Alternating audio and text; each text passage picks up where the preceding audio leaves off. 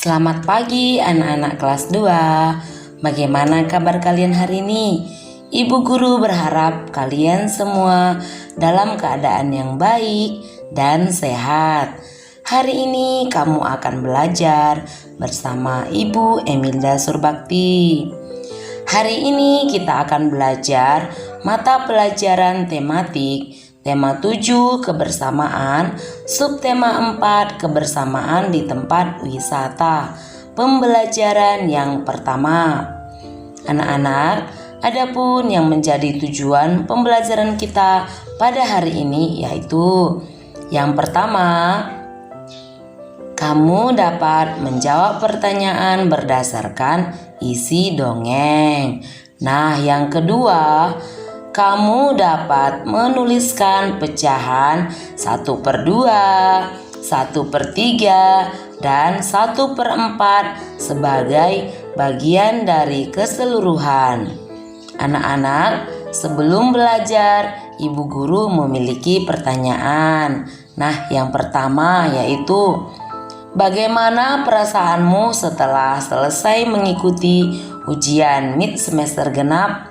Nah, yang kedua, apakah kamu memilih jawaban sendiri atau dibantu oleh orang tua di rumah? Nah, yang ketiga, apakah kamu merasa senang dengan nilai yang kamu dapatkan? Nah, jawabannya boleh kamu kirim melalui WA wali kelasmu ya.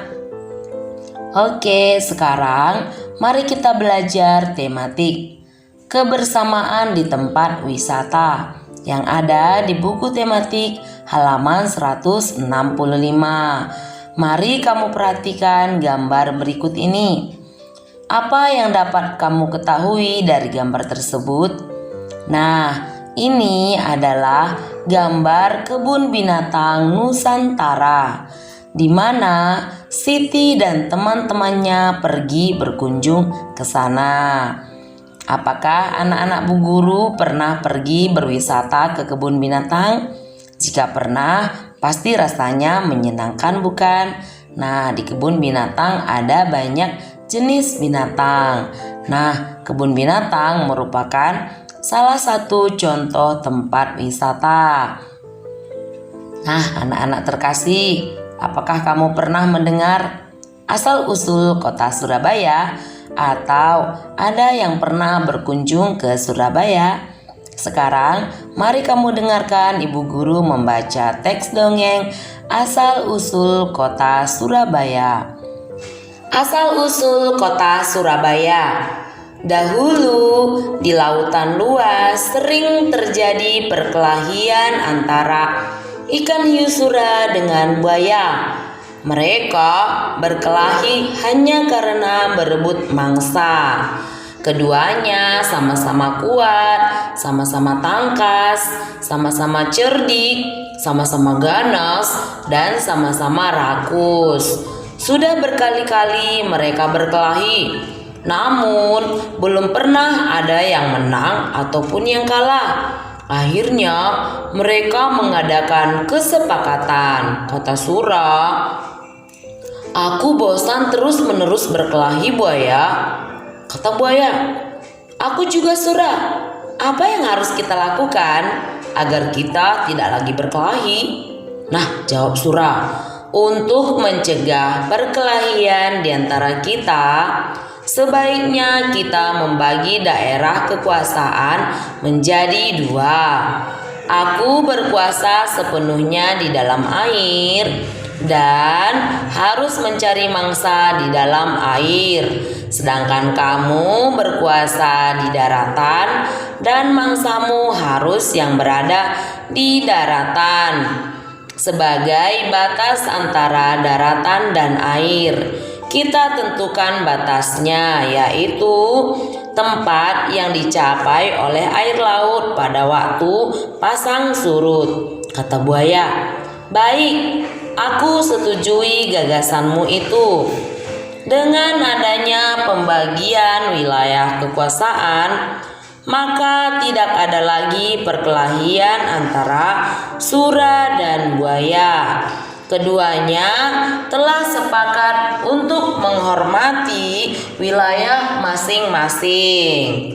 Namun, pada suatu hari, ikan hiu sura mencari mangsa di sungai.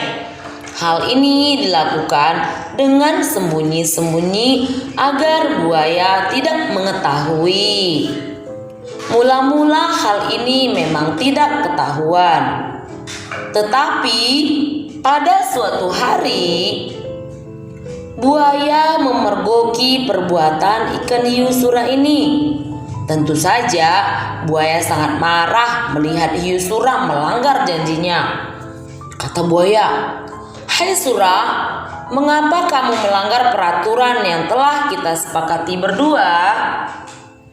Mengapa kamu berani memasuki sungai yang merupakan wilayah kekuasaanku?" Jawab sura, "Aku melanggar kesepakatan. Bukankah sungai ini berair? Bukankah aku sudah bilang bahwa aku adalah penguasa di air?" Kata buaya, "Apa?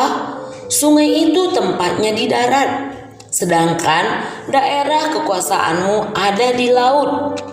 Berarti sungai itu adalah daerah kekuasaanku." Jawab sura, "Tidak bisa. Aku kan tidak pernah bilang kalau di air itu hanya air laut, tetapi juga air sungai." Jawab buaya, "Kau sengaja mencari gara-gara sura." Kata si sura, "Tidak, kukira alasanku cukup kuat dan aku memang di pihak yang benar." Jawab buaya, "Kau sengaja mengakaliku. Aku tidak sebodoh yang kau kira." Jawab sura, "Aku tidak peduli kau bodoh atau pintar. Yang penting air sungai dan air laut adalah kekuasaanku." Karena tidak ada yang mau mengalah, maka pertempuran sengit antara ikan hiu sura dan buaya terjadi lagi. Pertarungan kali ini semakin seru dan dahsyat. Buaya mendapat gigitan hiu sura di pangkal ekornya sebelah kanan. Selanjutnya, ekor itu terpaksa selalu membengkok ke kiri. Sementara ikan sura juga tergigit ekornya hingga hampir putus. Lalu ikan sura kembali ke lautan. Buaya puas telah dapat mempertahankan daerahnya. Pertarungan antara ikan hiu yang bernama sura dan buaya ini sangat berkesan di hati masyarakat Surabaya. Oleh karena itu, nama Surabaya selalu dikait-kaitkan dengan peristiwa ini. Dari peristiwa inilah kemudian dibuat lambang kota Surabaya, yaitu gambar ikan sura dan buaya. Kota Surabaya dilambangkan dengan patung hiu dan buaya. Mari kamu lihat patung Surabaya berikut ini. Patung tersebut berada di Surabaya. Jadi, Surabaya berasal dari dua kata, yaitu sura dan baya. Sura artinya ikan hiu. Itu tadi adalah cerita dongeng asal-usul kota Surabaya. Setelah kamu selesai menyimak dongeng asal-usul kota Surabaya, maka kamu dapat menjawab pertanyaan berdasarkan isi dongeng tersebut. Hiu sura dan buaya sepakat membagi dua wilayah. Bagian laut wilayah sura dan bagian darat wilayah buaya. Jadi dari satu wilayah dibagi menjadi dua wilayah sama besar dapat dinyatakan dengan pecahan setengah atau 1/2. Jadi wilayah hiu sura setengah bagian dan wilayah buaya setengah bagian dilambangkan 1/2. Mari kamu perhatikan persegi berikut ini. Persegi tersebut dibagi menjadi 4 bagian sama besar. Kemudian satu bagian persegi diberi warna hijau. Maka bangun yang berwarna hijau dapat dinyatakan dalam pecahan 1/4 atau 1/4. Artinya, satu bagian dari 4 bagian yang ada. Untuk nomor 2 dan nomor 3, kamu lanjutkan mengisi nama pecahannya. Baiklah anak-anak yang ibu sayangi, demikianlah pembelajaran kita pada hari ini. Semoga dengan menyaksikan pelajaran hari ini, kamu dapat menjawab pertanyaan berdasarkan isi teks dongeng dan kamu dapat menuliskan pecahan setengah, sepertiga, dan 1/4 sebagai bagian dari keseluruhan.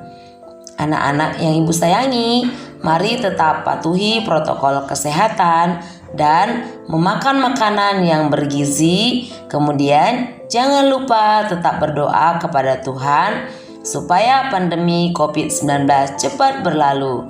Terima kasih, salam sehat, Tuhan memberkati.